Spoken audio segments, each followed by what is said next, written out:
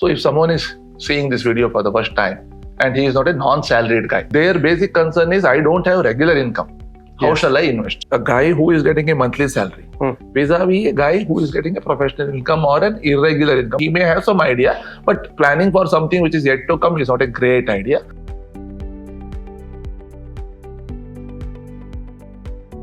Sridhar, we have been dealing with clients of different types in last 15 years. Correct. So, we have a lot of people who are salaried, the most simplest way of planning the finances.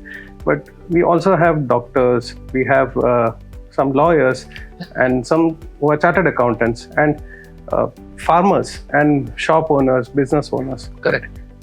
How they should look at their finances, and what is your advice on investing for them?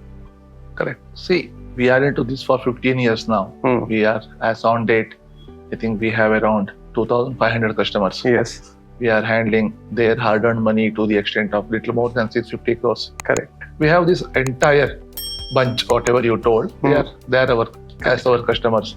So if someone is seeing this video for the first time and he is not a non-salaried guy, I think this video is basically for him. Understood, right? So definitely, he has his source of income. Correct. He may be a doctor or a lawyer or any kind of professional.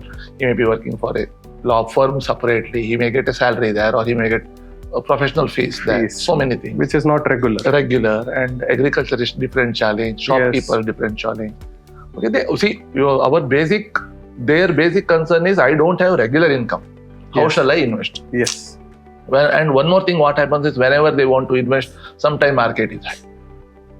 Even though market is high and low, it's a common nature of the market. Correct. But they will read, they will hear, they will ask their friends, they will go somewhere, they will say that market is high, don't you invest. And they may not come to us also. That is an issue. So that is market, upar jana, niche jana, roj ka maramari hai. You should not worry too much on that. But yes, they have to have a proper planning. Once again, many of my answers are, it comes and stands at planning, asset allocation, financial discipline, and follow investment principles. Correct. If these four things any investor does, size is given to him by God. We will not talk anything on that. If he follow these four matrices, probability of he failing is almost nil or remote. As simple as that. And following this particular matrix and generating good returns is also reasonably boring. Correct. It is not exciting because you have to follow some structure. It irritates. You have to live with that. So for them, most important is, we should identify what is the frequency of their income. Okay. Whether they get income quarterly or seasonal, or they may not have answer for the first one. They don't know by when they get money. So whenever they get money, we have to give them the planning. Okay. Right. You just see, it is very simple. I don't know why they take it in a different way. A guy who is getting a monthly salary vis-a-vis a guy who is getting a professional income or an irregular income, but he makes money. Correct. His expenditure model or the way he spends, his lifestyle is almost same. Correct. His routines are same. Correct.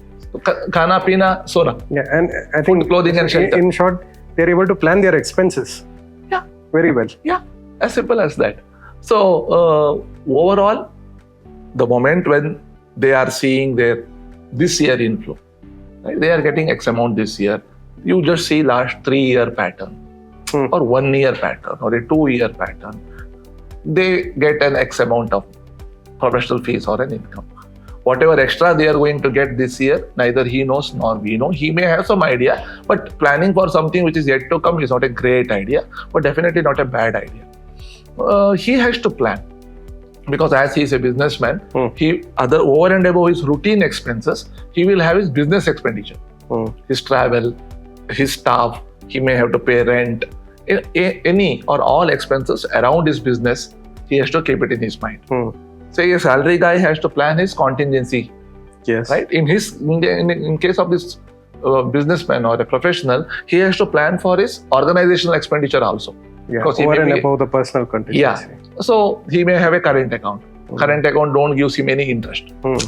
He should have a folio, or he should open a mutual fund scheme in a liquid fund or an arbitrage fund. Okay. To run his office, say every month, he need an X amount. And he don't know the inflow. But his expenses are routine in his office, right? So maybe 6 months or a 1 year expenses, or even depending upon his nature of his business. They take an example of a doctor, good doctor. He has a lot of years of experience. Then he has to keep very small amount for running his clinic or hospital or whatever it is in the current account or a liquid fund. But there may be other professions where their income or business may not be consistent. Then he has to keep little more money in his that office liquid fund or in his current account or whatever it is, right? He should plan for his business expenses separately. Then his family. When his family comes, their family routine expenditure, any EMI, kids' education, his health insurance, his life insurance, parents' insurance, all these things he has to plan. Okay. And why should they move the money to liquid fund? See, in case of this, if they are for the business, current account don't give any interest. Correct. Park that money in a liquid fund or a liquid plus fund or even overnight fund or even arbitrage fund. Some return there. Some returns. Okay. And in your personal file, when you are bringing money to your account, then in savings account, if you keep, you know how much you earn. That becomes taxable. And immediately. When you park this money in as contingency, emergency, you will touch that money only if you need.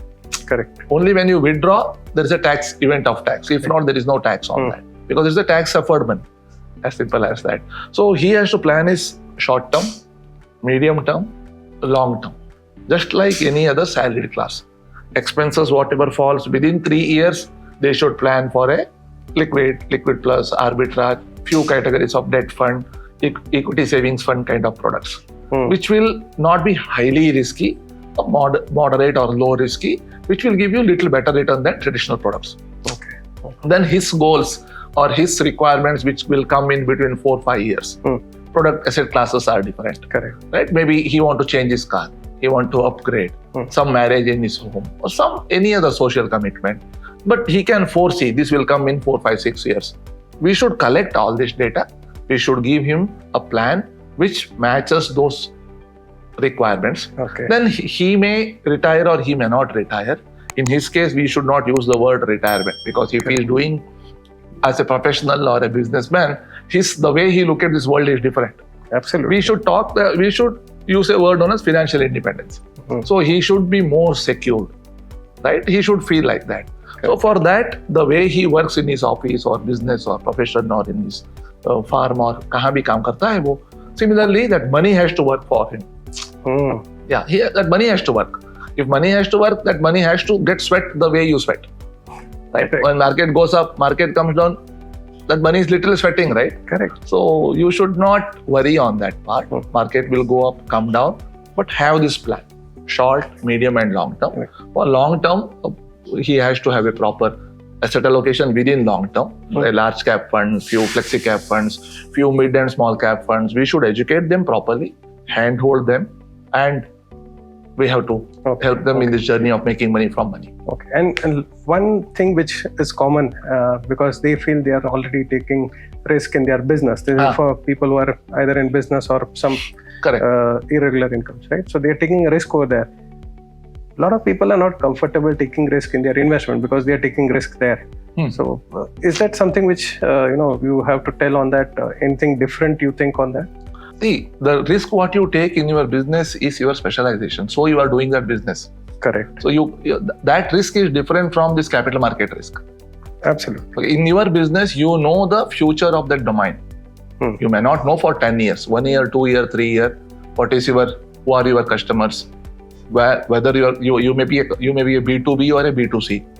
But you do a lot of reasonable study on that. You know that domain reasonably. What is changing there? Correct. So you know that. Correct. Once that money comes to you, and if I am already doing a business, I can't take additional risk, and if you put that money in a non-volatile product, then definitely you are taking more risk of not giving the required risk for that money of volatility. You will end up losing a lot of long-term returns. Not growing your money. Yeah, that is the risk of not growing your money, as you are well said, Pratik. Yes.